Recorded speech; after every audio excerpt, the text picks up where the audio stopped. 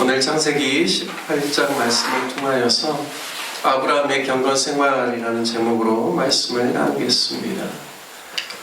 오늘 우리가 읽은 본문은 아브라함이 뜨거운 날에 자신의 장막문에 앉아 있다가 하나님이 보내신 세 사람을 영접하는 내용과 함께 자신과 사라에게 내년 이맘때 아들이 있을 것을 말씀하시는 내용이 나옵니다. 또한 이어서 소돔과 고모라 성의 죄악에 관영하여 하나님께서 그 성을 멸하시겠다라고 하실 때 아브라함이 하나님께 드린 중보 기도의 내용이 나옵니다. 우리가 신앙생활을 하면서 경건 생활 중에 가장 중요한 것이 하나님의 말씀을 읽고 묵상하고 적용하는 것이요, 또한 늘 기도를 통하여서 하나님의 뜻을 구하고 하나님의 인도하심을 받는 것인 줄 믿습니다. 디모데전서 4장 5절 말씀에는 하나님의 말씀과 기도로 거룩하여짐이라 라고 말씀합니다. 경건 생활 가운데 가장 중요한 것이 바로 말씀과 기도라는 것이죠. 하지만 야고보서 1장 27절 말씀에 의하면 참된 경건은 과부를 그 환난 중에서 돌보고 또 자기를 지켜 세속에 물들지 아니하는 것이라고 말씀합니다. 따라서 말씀과 기도로 거룩하여져서 세속에 물들지 않도록 자신을 지킬 뿐만 아니라 늘 주변을 돌아보면서 어려운 이웃들을 돕고 섬기라는 것이죠. 오늘 창세기 18장에서 첫 번째 사건은 아브라함이 평소에도 늘 손님 대접하기를 중요하게 여기고 나그네와 같은 어려운 사람을 돕기를 좋아했다라는 사실을 알 수가 있습니다. 아브라함이 오늘 바로 히브리서에서는 부지 중에서 천사들을 대접한 이들이 있었다라고 히브리서 13장 2절 말씀에 손님 대접하기를 잊지 말라라고 하는데요.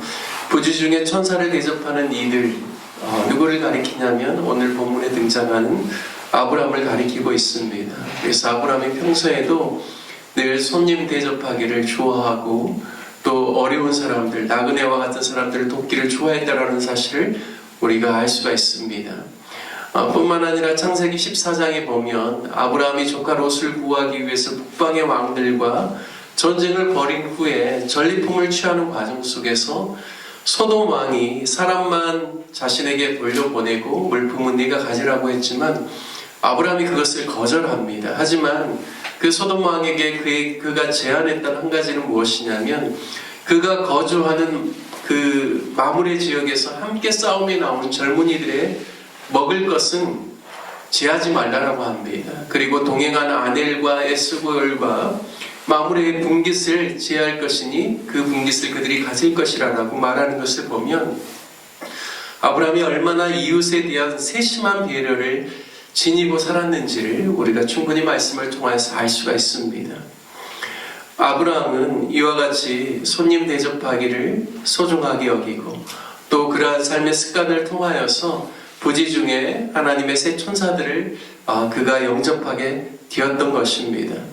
아브라함은 하나님의 말씀을 따라 가나안 땅에 들어왔고 비록 이스마엘을 출산하면서 어려운 시간들도 겪었지만 그가 다시금 하나님의 약속과 말씀을 붙잡고 경건을 실천하는 사람인 것을 오늘 말씀을 통하여서 우리에게 보여주고 있습니다.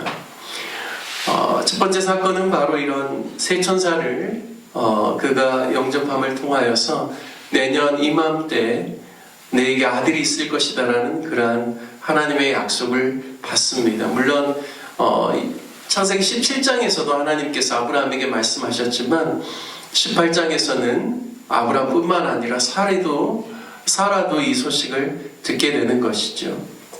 그리고 두 번째 사건이 나온 것이 바로 하나님께서 소돔과 고모라의 부르짖음이 너무 크고 죄악이 심히 무겁기 때문에 하나님께서 친히 그것을 보시겠다라고 말씀합니다. 그러면서 하나님께서 아브라함에게 내가 이러한 것들을 너에게 숨기겠느냐라고 말씀하면서 아브라함의 기도가 나옵니다.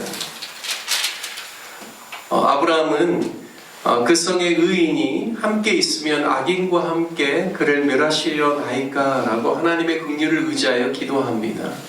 아브라함은 자신의 조카 롯을 생각하였기에 더욱 간절하게 기도했을 것입니다. 그가 하나님께 기도할 때 의인 50명이 그 성에 있을지라도 주께서 그것을 멸하시고 그 의인을 위하여 용서하지 아니하시리까? 라고 24절에 질문하며 기도합니다. 간절한 그 마음의 탄원이 계속해서 포기하지 않고 하나님께 계속 중보기도하는 내용을 오늘 볼 수가 있습니다. 25절 말씀에 보면 주께서 이같이 하사 의인을 악인과 함께 죽이심은 부당하오며 의인과 악인을 같이 하심도 부당하니이다. 세상을 심판하시는 이가 정의를 행하실 것이 아니니까? 라고 말합니다.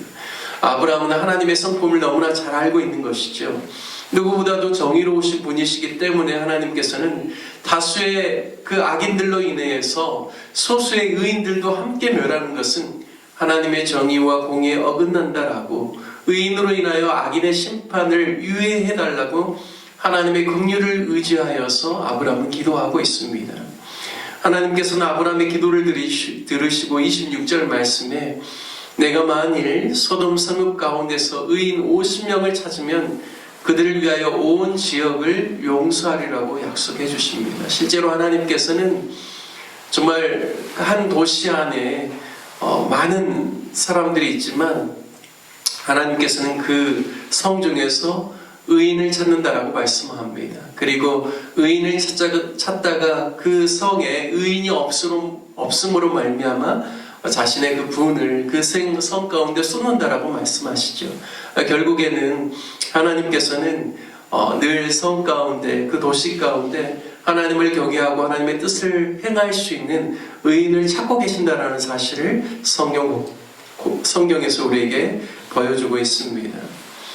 아브라함이 의인 50명으로 인하여서 하나님께서 멸하시리까? 라고 질문할 때 하나님께서는 분명하게 50명을 찾으면 그들을 위하여 그 지역을 용서하리라고 약속하셨습니다. 하지만 아브라함의 입장에서 생각할 때 자신이 없습니다. 그래서 45인을 구하고 또 40인을 구하고 하나님께 나로 인하여서 노하지 마시라고 하면서 30인, 20인, 10명까지 끈질기게 계속해서 하나님께 기도하면서 간청합니다. 결과적으로는 의인 10명이 없어서 의로운 롯과 그의 두 자분만 생존하게 되고 성이 불러 멸망당하게 되죠. 우리가 하나님의 사람으로서 아브라함의 이러한 끈질긴 기도의 모습, 중보기도의 모습, 경건의 모습을 본받아야 된다라고 믿습니다. 늘 말씀과 기도를 통하여서 거룩하여질 뿐만 아니라 또 늘 함께하는 사람들, 지역 안에 있는 이웃들, 하나님께서 우리 가운데 붙여주신 사람들 가운데 어렵고 힘든 사람들을 보면 아브라함과 같이 늘 긍휼한 마음으로 돕고 섬기는 그런 모습이 참된 경건의 모습이다라고 믿습니다. 저와 여러분이 늘 하나님의 말씀을 의지하고 또 기도를 통하여서 주님과의 깊은 대화 가운데 나아가며 하나님의 마음을 알고 하나님의 마음을 배우는 하나님의 사람 되시기를 주님의 이름으로 축복합니다. 뿐만 아니라 어려운 중에서도 소외되고 어렵게 살아가는 이들을 돌보고 기꺼이 그들을 위해서 섬길 줄 아는 손대접하기를 즐거워하는 하나님의 사람들로서 저와 여러분이 하나님께 쓰임받기를 간절히 소망합니다. 오늘 말씀을 적용하며 기도하길 원합니다. 아브라함의 경건 생활을 본받아서 우리도 손대접하기를 힘쓰고 어려운 중에서도 고아와 과부를 돌아보며 말씀과 기도로서 세속에서 자신을 지켜내고 영적으로 깨어있는 민감성을 가질 수 있도록 늘 하나님의 긍휼을 의지하여 많은 이들을 위해서 중보기도할 수 있는 경건한 사람 되게 해달라고 말씀을 적용하며 기도하기를 원합니다. 또한 우리 로뎀나무 교회를 위해서 기도할 때는 오늘 주일 예배를 위해서 기도해 주십시오.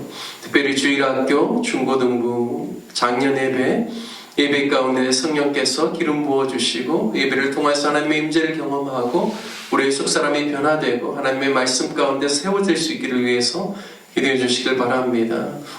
오늘 오후에는 또 예결산위원회가 있습니다. 2024년을 잘 마무리하고 2025년을 잘 준비할 수 있도록 하나님께서 또 함께 해주시고 지혜와 명철을 더하여 주시도록 기도해 주시고 또 이번 주에 있는 성탄 전야 예배와 성탄 예배를 통하여서 우리 온 성도님들이 예수님의 이 땅에 오심을 기뻐하고 다시 오실 주님을 대망하며 거룩한 하나님의 사람으로 세워질 수 있기를 위해서 기도해 주시기를 바랍니다. 우리 다 같이 주님의 이름 한번 부르신 후에 함께 기도하겠습니다.